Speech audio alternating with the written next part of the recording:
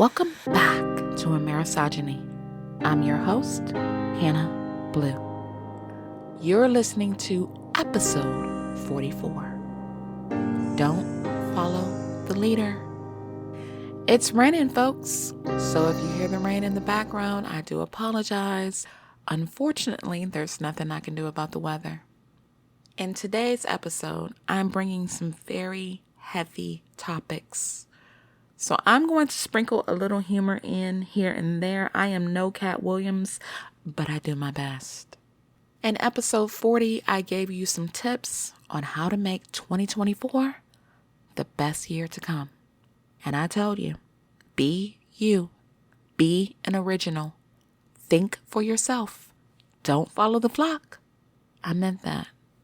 And there is no better example than January 6th, 2021, when this nation, the United States, watched an angry mob of former President Donald Trump's supporters storm our U.S. Capitol in Washington, D.C., and kill people, attack cops, try to overthrow our government. Yeah, we watched that on TV.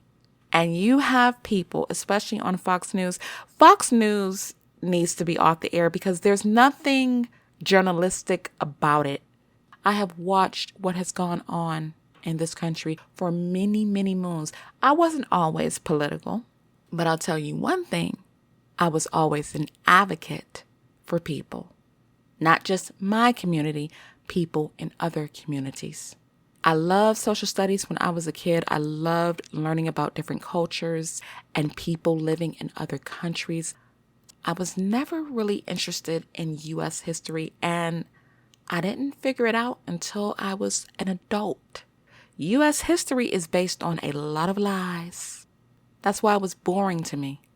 It was based on lies. The indigenous communities, the original Americans, Native Americans, were never the enemy. You know, those old shows my grandma used to watch about the cowboys and the Indians and gunning down each other and shooting each other with arrows. And the cowboys were always the good guys and the Indians were bad, which we call them indigenous. That's the respectful way to refer to them. That wasn't true. The indigenous people were starved, killed, had their land stolen, and U.S. history rewrote it all. The Mexican Americans who owned California, look it up. If you don't believe me, look it up. Read some of these books that they're trying to ban. The Mexican Americans had their land removed.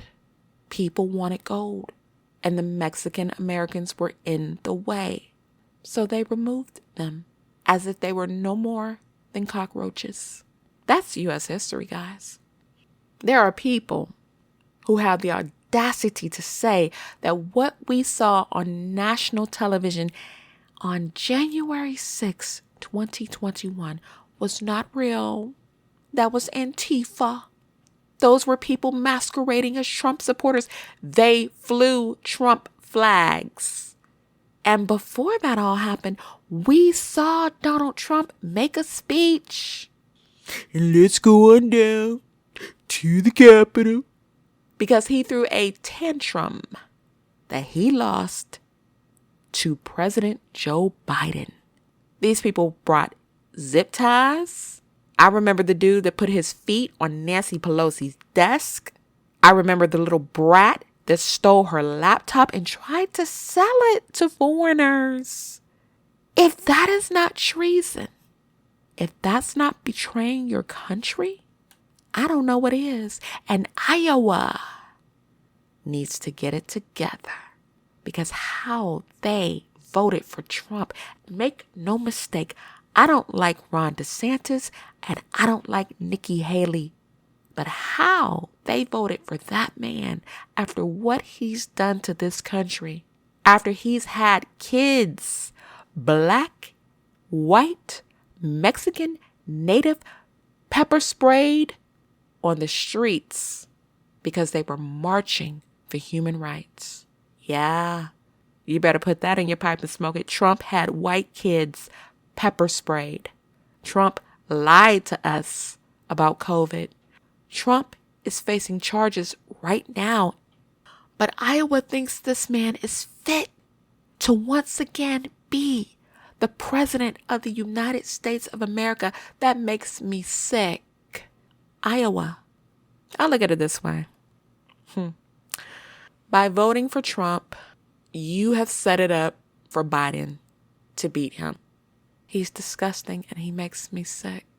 But that's what following the leader, in this case, Trump, did to our country.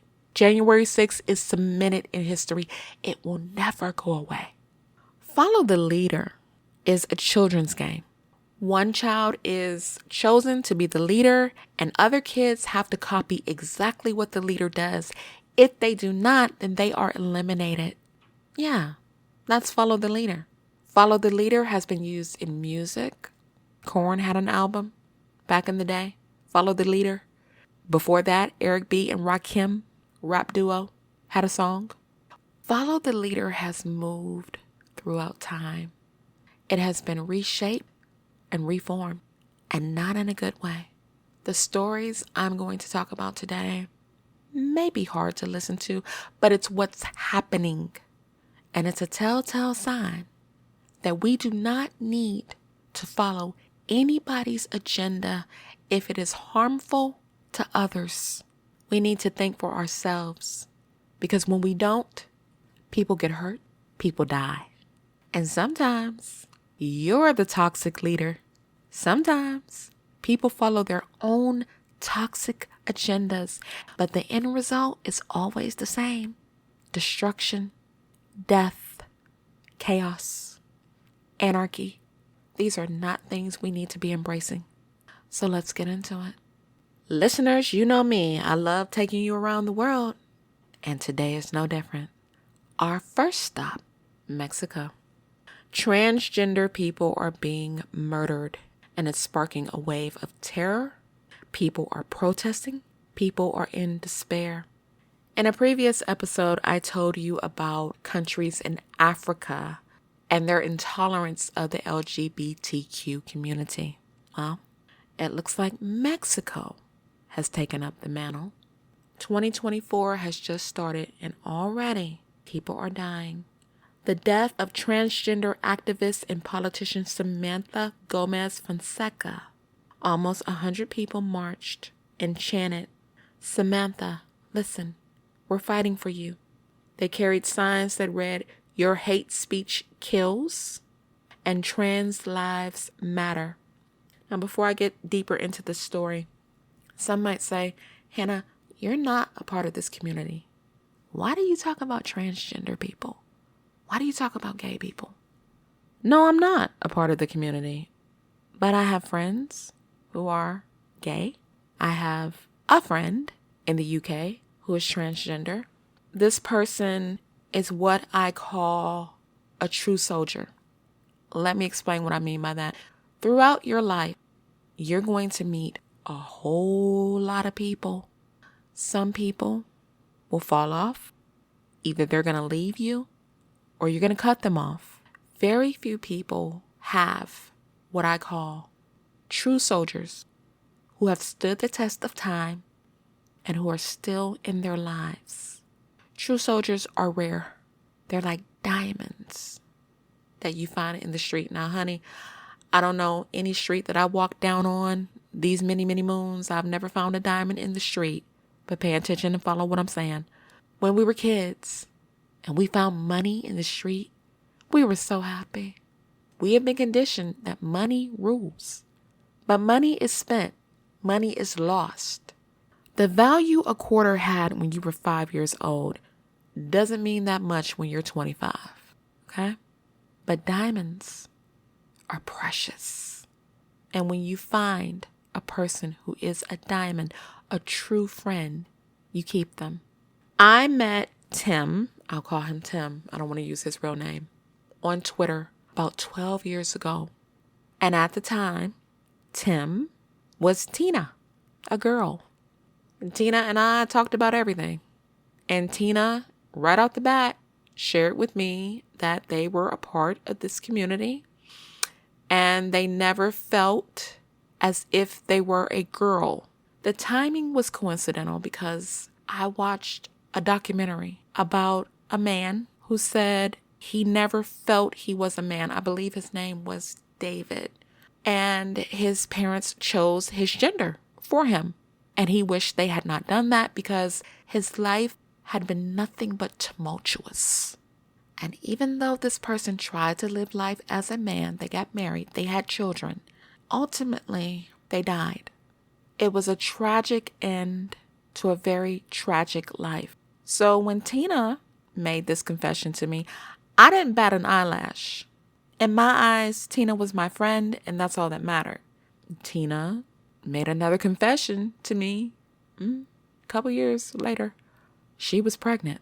Again, I didn't bat an eyelash. Oh, we're having a baby? Good. And that's how I responded, because that's how I felt.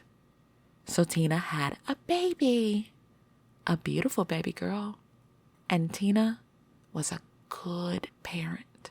And then Tina dropped another bomb on me and said, I'm taking hormone therapy. What is that?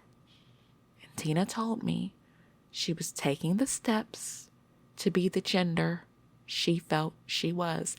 And some time passed and Tina was Tim. Full beard, chest hair, everything. And Tim was a dad to his little baby girl. I've never been an intrusive person. I've never asked questions that I thought were just uncouth or disrespectful. But I had to ask how the baby saw him, if she remembered him as he was before. And he said no. The only thing she knows is that I'm her dad, and that's all she's ever known me as, her dad. And I thought that was so beautiful, and I think they're so beautiful. And they live in the United Kingdom. I think it was a very brave decision that he made. No, I've never been in his shoes. I have always known I'm female, never questioned that, never wanted to. And I think it is so brave what he did. It's not about, for us as Christians, to question what other people do. In a previous episode, I told you, we don't give souls to people. And when you don't give souls, you are not the judge of others. So I talk about transgender people because of my friend Tim. I don't believe they should be killed for being what they are. I don't believe they should be killed due to intolerance and hate. And that's just that. Now back to the story. And clearly Samantha was loved because her death has brought out a wave of supporters. Paulina Carrazzo is a 41-year-old trans woman. She says the violence was knocking on our front door. We are scared, but with that fear, we're going to keep fighting. We're going to do everything in our power so the next generations won't have to live in fear. Mexico is not welcoming of transgender people. Mexico is categorized as highly religious and macho. In the past 6 years, there have been over 500 targeted killings of LGBTQ people in Mexico. And some people are blaming President Andrés Manuel López Obrador because he described a transgender congresswoman as a man dressed as a woman. He offered an apology, but supporters said it was too little, too late. A teacher, Mrs. Ramirez, says her bosses force her to wear men's clothing to work. She says, if I want to work, I have to disguise myself as a man. If I don't, I won't eat. These comments created by the president have created transphobia and resulted in hate crimes against the trans community. Recently, Miriam Nohemi Rios, a transgender activist, was shot to death. Yvonne, another transgender woman, was killed along with her partner. The body of Gabby Ortiz was found on the side of the road next to a threatening message written on a piece of cardboard. Activists have no faith in their police. They say the country is very corrupt, and about 99% of the crimes in Mexico go unsolved. Jair Martinez says it is very likely that cases like this will end in impunity.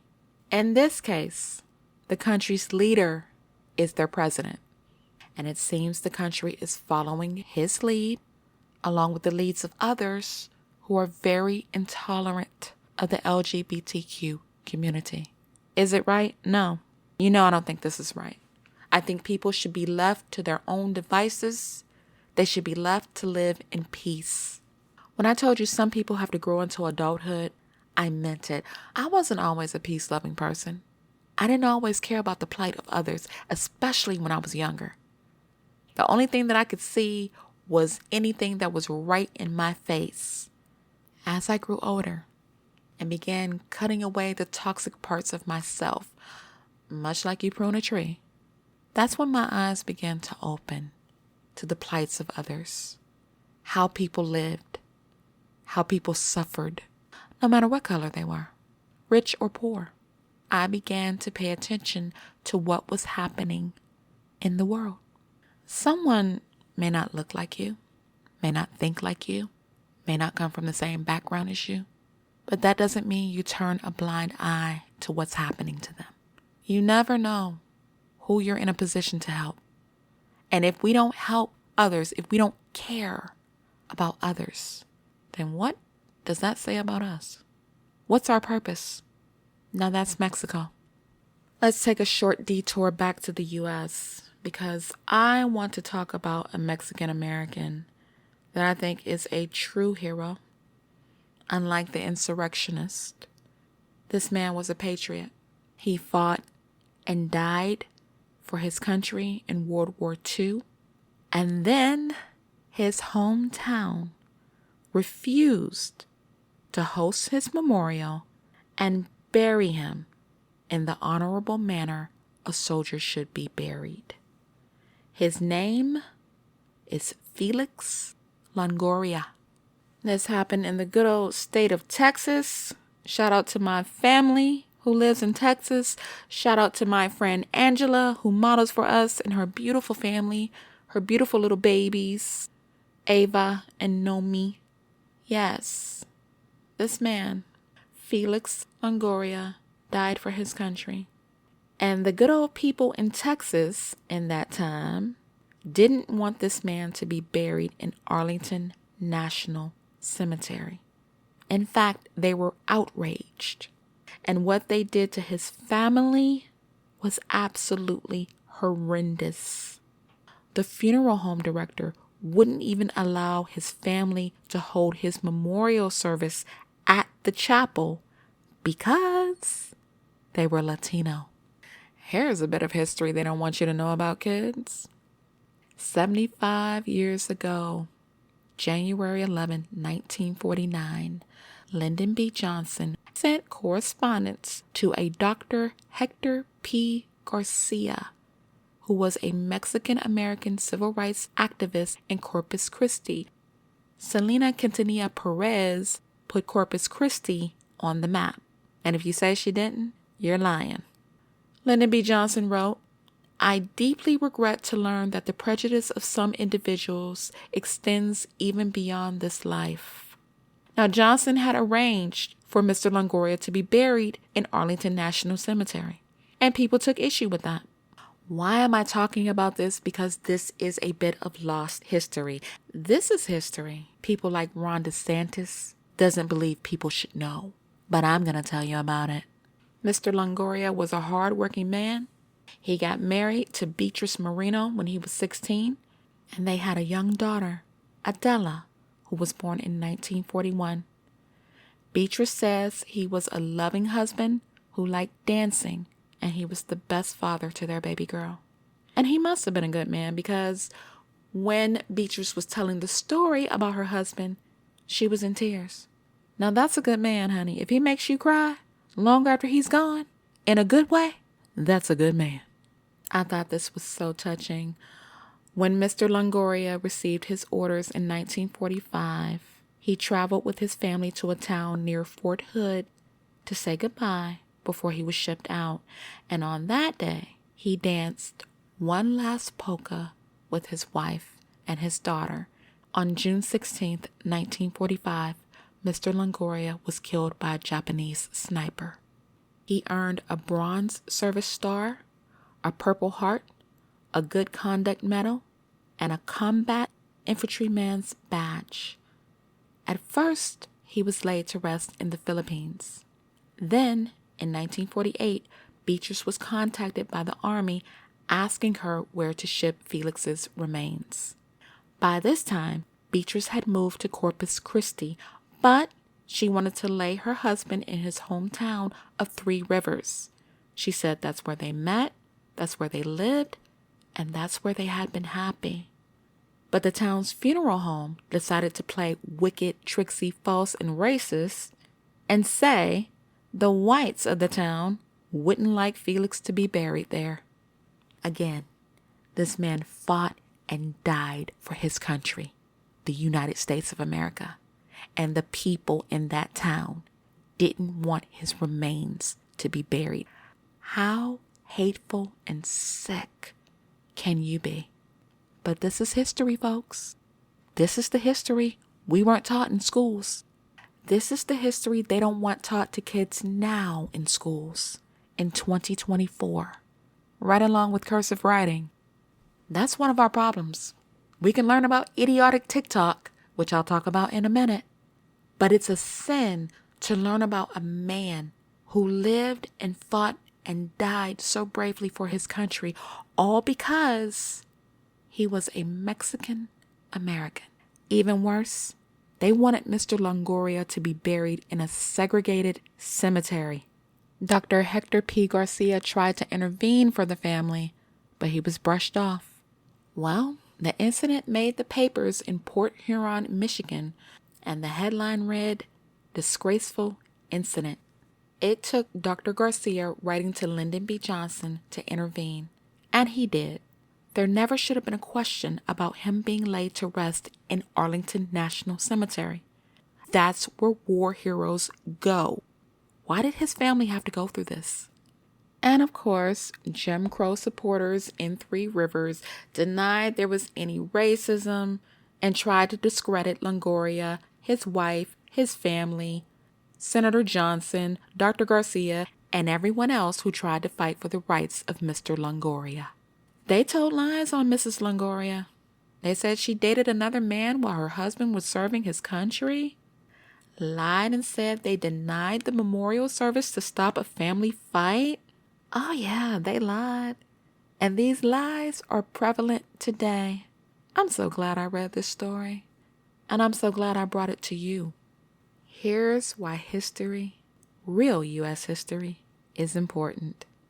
They have tried to rename the town's post office in honor of Mr. Longoria and have been knocked down. Oh yeah, this happened in 2004.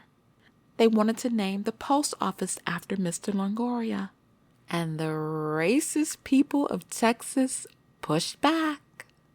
A woman named Patty Reagan told an LA Times reporter, "We like the name the way it is." This went all the way up to 2022, folks. Just 2 short years ago, U.S. Rep. Vicente Gonzalez introduced a bill to change the name, and it was striked down. This is a part of this country's very ugly history, but it is history that needs to be taught and shared. Rest in peace to Mr. Felix Longoria. Thank you for giving your life for our country. And thank you to his wife, his family, his friends, everyone who campaigned for the wonderful life of this man. This is what America should be about, the history of all people. Not just some, all, especially if they gave their lives for us to be free. We're still in the U.S., folks, and our next stop is Missouri. Remember Jim Jones, the cult leader who had all the people drink the Kool-Aid? What a perfect example of what it means to not follow the leader. And I'm sure people can say, oh, that was so long ago. People aren't in cults anymore. Sure they are. This story out of Missouri, oh yeah. A convicted child molester has been accused of leading a cult. His name is Rashad Jamal. He's serving an 18-year prison sentence in Georgia after he was convicted in August of 1 count of child molestation and 1 count of cruelty to children. How sick is that? 6 people have gone missing and allegedly have become his followers. Jamal, who is described as a former rapper, oh my God, operates what he says is the University of Cosmic Intelligence. He's an inmate, and he has a website. The website says it is geared towards enlightening and illuminating the minds of the carbonated beings, aka your so-called Black and Latino people of Earth. Whatever that means. First of all, let me share a bit of my little private life. I used to work in a prison. So I'm wondering how he even can get on the internet and talk to people. Because in North Carolina, if you have a cell phone or any means of communication, that is considered contraband. Inmates shouldn't be getting online preaching to anybody. And that's just my opinion. When you go to prison, you're in prison. Read a book, paint, work on your case. But getting online, illuminating people, this is the problem with following toxic people. This is why I say you have to think for yourself. Because like it or not, there are people who are very vulnerable. They may have been abused. They may be going through a rough time. One of the followers, according to her family, suffered from postpartum depression. Now, if you've ever had postpartum depression or you know someone who has, they're not always thinking clearly. Shalita Gibson says her daughter and grandson are among the 6 that are missing. She says, I would like to know that they're okay so that I can get a good night's sleep. I would like to know they're not hungry, they're not cold, and that no one is making her do things that she would have to pay for in the long run. Now, this is a mother and a grandmother. Just imagine. Her daughter is Garielle German, who is 26, and her grandson is Ashton Mitchell, who is 3. And they were seen with the 4 other missing people in August at a Quality Inn near St. Louis Lambert International Airport.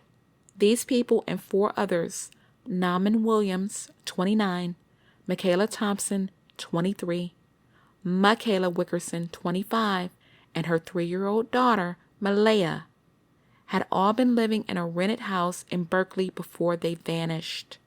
Now, people, we're in the times of sex trafficking. Anybody can be trafficked. Women, children, men, doesn't matter. Wickerson's mother, Cartisha Morgan, says she believes her daughter was suffering from postpartum depression. And she met these people online. And according to her mother, she said they just preyed on her weakness. That's what people do. Let me give you an example of how someone can be preyed upon. I like baking. I like tempering with chocolate. To make this non-technical, I'll use Easter bunnies. Okay? You have solid chocolate Easter bunnies and you have hollow Easter bunnies. Solid chocolate Easter bunnies represent solid people. You're very strong-minded. You're very set in your ways and your convictions. And nothing can sway you. Then there are people who are like the hollow bunnies. Maybe they've been abused. Maybe they're suffering from mental health issues. Maybe they have an intellectual disability. Maybe they have postpartum depression or suffer from a breakup or have low self-esteem. Either way you slice it, these people represent the hollow bunnies. And I'm using such a basic concept because I have a lot of listeners that listen to me of all ages. And the way I'm speaking is so that everybody understands what I'm saying. No matter what age you are, no matter what background you come from, you can picture what a hollow chocolate Easter bunny looks like. So, You take the solid chocolate bunny and you take the hollow bunny and you get a double boiler, which is something that you melt chocolate down into.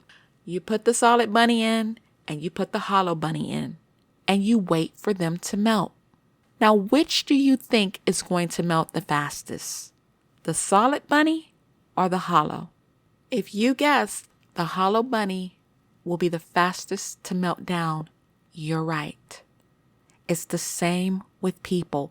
Hollow people are easier once they have been broken down to mold and reshape and use in whatever way a toxic person wants them to be used. Let me give you another example. If you've never watched The Color Purple, go watch it. Celie was what I called a hollow person. She was already being sexually assaulted by a pedophile. And then she was later sold off to another pedophile who would become her husband, Mr. And I say they were pedophiles because Celie and her sister were underage and they were molesting them. They were raping them. Celie had 2 children by her stepfather before she was sold off to Mr. So she was already hollowed out.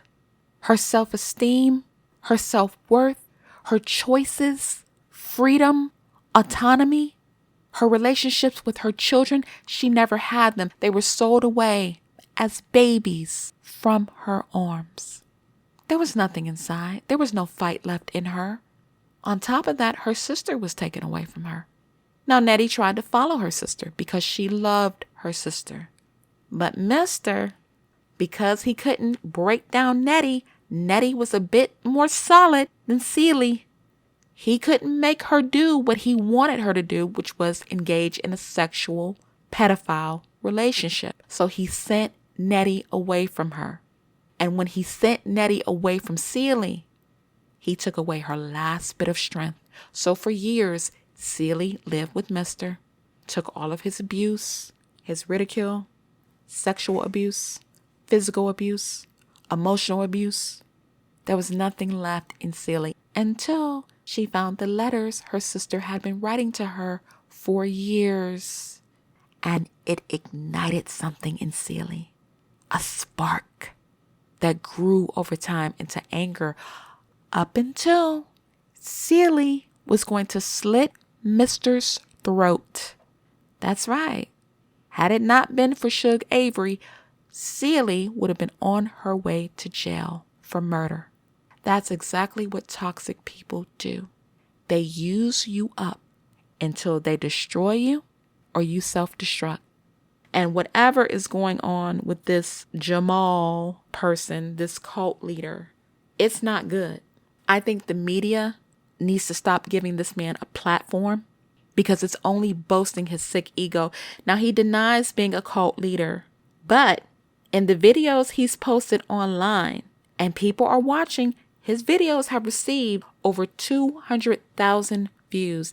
This man, in his delusions, calls himself a god, a prophet, or a messiah. Now, if you're a Christian, you know that's blasphemy. These people get inside the minds of people who, I won't say they're weaker, but they're hollow. And this is who they follow. I do not allow myself to follow anything online. I think for myself. I'm not hollow. I used to be because I didn't know any better. I think the fact that 6 people who simply vanished is disturbing. And I think this man being involved, knowing that he is an inmate, a criminal, a pedophile, doesn't make it any better, guys. Here's what he said. I'm pretty sure I have never met these people. I get on my phone and I give a lecture. I go live and then I get off the phone. I do not know the people that are in my live stream. It's too many people. He's right about that. He doesn't know the people who gets on his lives and he doesn't care because in his mind and in the minds of people who think like him, others don't have identities. Let me give you another example. Have you ever dated a person who seldom called you by your name? Some of you are going to get this and some of you are not. No matter how many times you talk to them, they don't call you by your name. Let me tell you what that means. They don't view you as a person, and you have a temporary place in their lives. They're going to use you for whatever they can use you for and discard you like tissue. That's how this man thinks. It doesn't matter who comes his way. As long as they can be used for his sick benefit, that's all he needs. He calls himself a leader with over 200,000 views. You know what that tells me? There are some people who are buying into his sickness, and that's scary. I hope these people are found, and I hope they're found unharmed. But whoever is running that prison, they are doing a disservice to the public. He should never be allowed to have a phone. And I said what I said. Let's keep this Amerisogyny plane rolling. Our next stop, North Korea. When I tell you I hate Kim Jong-un, I do. He is another leader that needs to be annihilated. I'm not saying kill the man. Just overthrow his government. Put him in prison. Because he's going to sink North Korea, and he has an intense hatred of South Korea. Why? Because South Koreans are free. According to Kim Jong-un, the Constitution should be amended to educate North Koreans that South Korea is a primary foe and invariable principal enemy. According to Kim, we don't want war, but we have no intention of avoiding it. Of course he wants war. He's a born dictator. Remember when I told you that some North Koreans were being punished for sharing K-dramas and music from South Korea? Here's Kim's vision. What he cannot control, he will destroy. And he realizes if he wants to take South Korea by force, it's not going to be easy. South Korea's president, Yoon Suk-yeol, said it was anti-national to call the South a hostile country. According to Wongan Park, Kim Jong-un is acting like a baby because he feels he's lost the upper hand in the inter-Korean relationship. Now I'm paraphrasing, but he's throwing a tantrum because South Korea has aligned with the U.S. and they're not going to tolerate his antics. This man is what I feel Trump wants to be. And as God is my witness, and for every American who thinks like me, we are not going to allow it. I don't care what state you're in, especially if you're in the South. If you are a person of color, if you are a non-person of color who values your freedom, get yourselves to the polls in 2024. You may not like everything that Joe Biden has done. You may not like him as a man or a president. But what we do not need is Donald Trump being president of this country again. As far as I'm concerned, he needs to pay for his crimes. He doesn't deserve to be president. And while I'm on the U.S., let's take another detour. I have another story for you. People on TikTok are consuming raw meat because they're following self-appointed leaders. I have made no secret that I don't like TikTok for many reasons. There are people on there that I admire who have built their platforms, who have earned their platforms, and they use their platforms for good. But there are a lot of people who don't. There's a lot of misinformation on TikTok. In 2020, I got on like everybody else. But there were a lot of things that I learned that I found very disturbing. For one, if you were on there educating people about history, your views were suppressed. If you were a certain color, you were targeted. And that's the truth. But the number one disturbing thing that I found about TikTok is there were a lot of people, and I mean a lot, who were clearly on there for views and attention. And I don't know where we crossed the threshold to opening up a phone and saying anything for attention. My cousin sent me a reel, and I don't watch TikTok. I don't. But she sent me a reel of a girl with IDD. And there was a woman I don't know if she's her guardian, but if she is, she should not be, who said that the girl told her she had been sexually assaulted. And instead of calling the police and making a police report, this woman, again, I assume she's her guardian, opened up her phone, recorded the girl talking about her experiences, and asked TikTok, "What do I do?" And that made me so angry. That is exploitation. I don't care any way you slice it. We have come to the point where we are exploiting people. We are doing anything for attention and validation.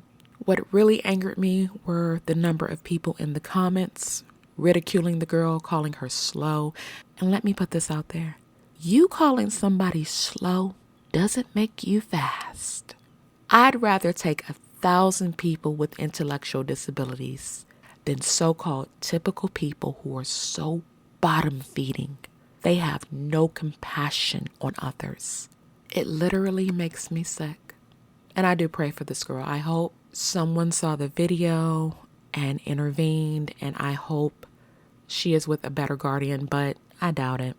I look at TikTok as one big A Clockwork Orange designed by China. And if you've never watched A Clockwork Orange, do so. It's a good psych movie.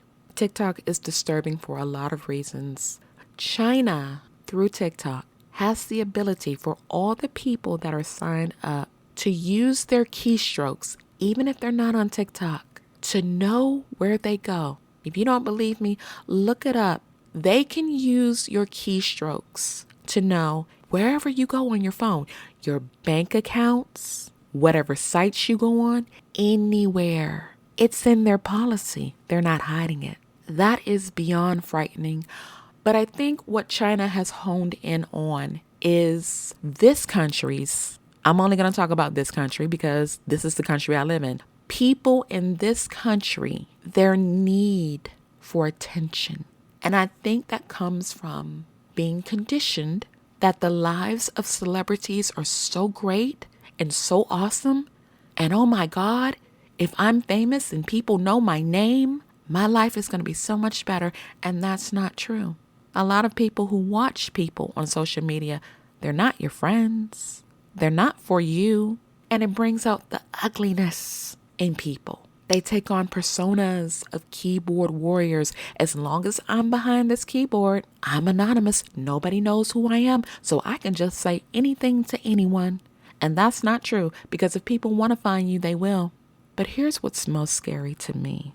There are people who are so thirsty for views. They do not care if they endanger the health and safety and lives of other people. Right now, there are people on TikTok who are telling people to consume raw beef for energy and better digestion, and people are listening to them.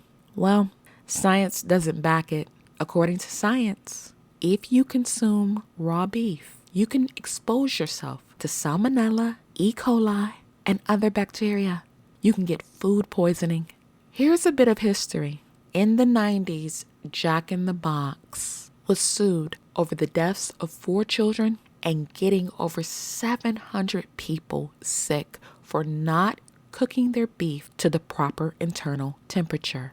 The employees of Jack in the Box were aware of the temperature they were supposed to cook the beef to, and they ignored it.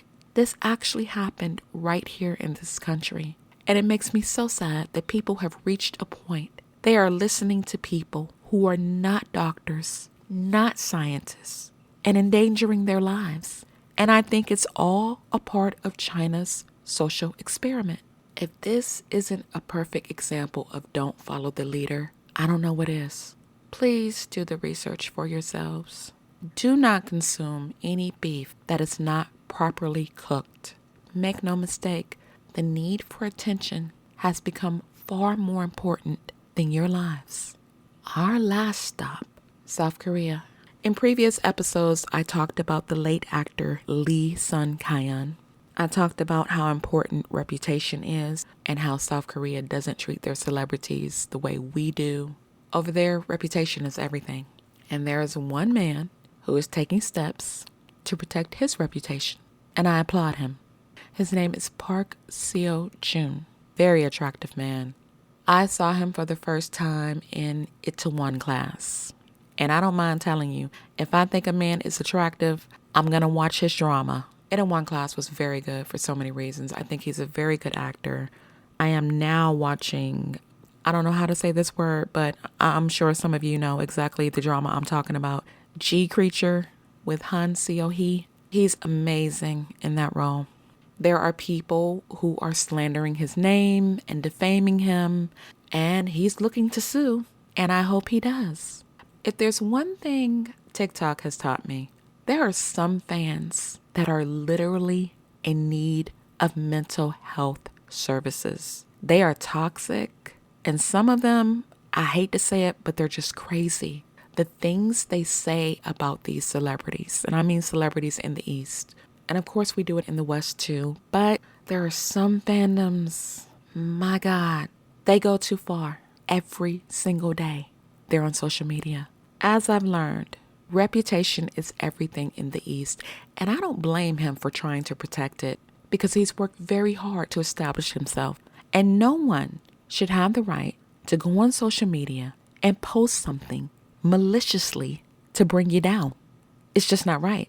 It would be nice if the West was harder on people who get on social media and defame others, but I honestly don't think we care. I deleted my Twitter account a while back, so I don't know what they're saying, but in my time on Twitter, I saw some of the most disgusting posts about K-pop idols. I mean, disgusting. It would make your stomach churn. So good for you, Park Seo-joon. What a great actor and what a handsome man. South Korea has a lot of handsome actors. Park Seo-joon, Lee Min-ho, Kim Jae-hyun. I don't know if that's how you say his name, but he played in Flower of Evil, Ballerina, Money Heist Korea, and now he's playing another villain. He's very good at playing a villain. He's gorgeous. And what's great, he's in his 40s, so you don't have to feel guilty when you look at him. He makes men in their 20s look like mushrooms. I think that may be another issue with Kim Jong-un. All those gorgeous men over there that he can't control. I don't know if they're nice guys in person, but they're nice to look at. People, I promised you comedy, but I'm out of time. If you got anything out of this episode, feel free to follow me. By now, you know where. Podbean, Spotify, Apple Podcasts. And guess what? We are now on YouTube. That's right. I've uploaded every single episode for your listening pleasure. So please subscribe to our YouTube channel. I promise you, you won't regret it. For the foreign countries that tune in each and every week, I want to send a special thank you to the United Kingdom, Japan, Australia, Brazil, Spain, Sweden, Germany. I thank you so much for the support. Be easy. Take care of yourselves. I will be back with more stories. And as always,